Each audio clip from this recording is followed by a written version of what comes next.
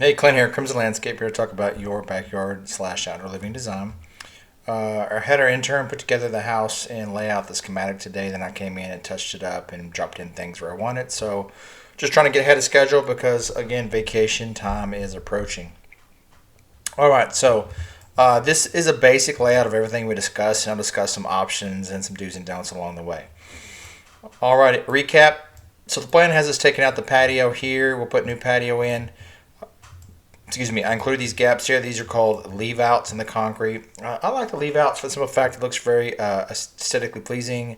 It gives a natural gap in there, so if the concrete moves up and down a smidge, it gives some flexibility in the concrete. We can put some really cool lights in there as well, if you like that look. Then whatchamacallit, the fire pit area here as the lounge area. So we have our living area, we have our lounge area.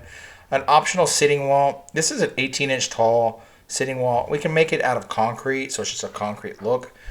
We can make it out of a stone veneer, which is could be an option number 2 down the road. We can add that if you like that sitting wall. I like the sitting wall like this with nothing on the other side. So if your kiddo is sitting in the fire pit, feet hanging over, they can flip around the other way and feet hang the other way and sit the other side. Same thing with adults. Adults can sit one direction or the other, and it's very functional. Again, this could be phase number 2. I went with the oversized chairs in the fire pit area so you can see how much space they take up. You don't have to get these really, really big chairs. You can go with a smaller chair. Again, another walk path here with leave outs. Very aesthetically pleasing for this particular layout. Then, of course, the patio back here for your main outdoor living shade structure. Then this is the 5-foot gap between the fence and the structure. So it turned out quite nice. I also kind of had this parallel fence to make this space a little bit bigger. We certainly can move it over where the concrete is squared off, but this gives you a little bit more usable space for a grill or something over here if you want to put something right there. The color is not right. That ceiling's not right either. The color of the structure, the wood is not right. I was having a hard time tonight actually getting it right, getting the color tone right, but I can send you picture examples of what the actual structure will look like. It's a little bit darker tone, but this would be the cedar on the ceiling, or we would use aspen. Or we can paint this. The exterior structure can be painted. Then we use a lighter color up under here if you wanted to. Then you have the surface mount lights. Then you have your ceiling fan. We generally put the light switch would be right here on the back of this pole so you don't see it. So you can come around and turn the light switch on right here. Then right here as well, we could put a plug down here if you want a power outlet down here. Then we can put a power outlet back here if you wanted to. Just depends on how much power you want in the space. And then, of course, the ceiling fan has to be an all. We highly recommend a wet rated ceiling fan for the structure. Let me look at some simple dimensions real fast. So, pure living space, we are sitting at. That number is not right. Okay, so 1, 2, 3.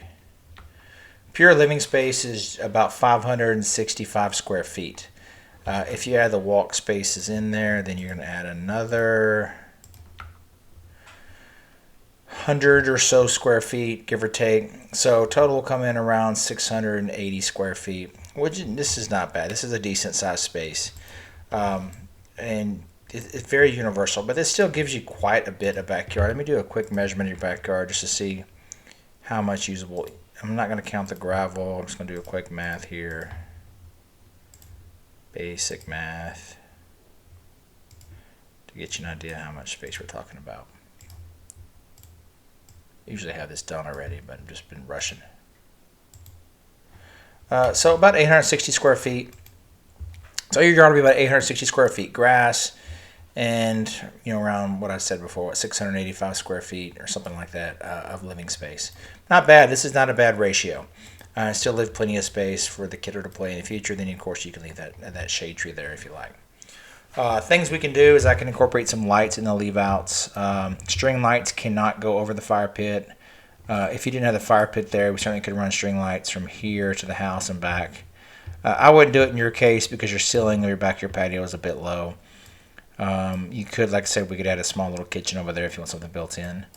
I did not include the spa over here, but we certainly can put a spa concrete pad if you like. So I think that covers most everything that we talked about today. Let me pause there. If you have any questions, you can reach out to us with an email. Or if you're a first-time guest seeing one of our design videos, you can reach out to us at crimsonlandscape.com.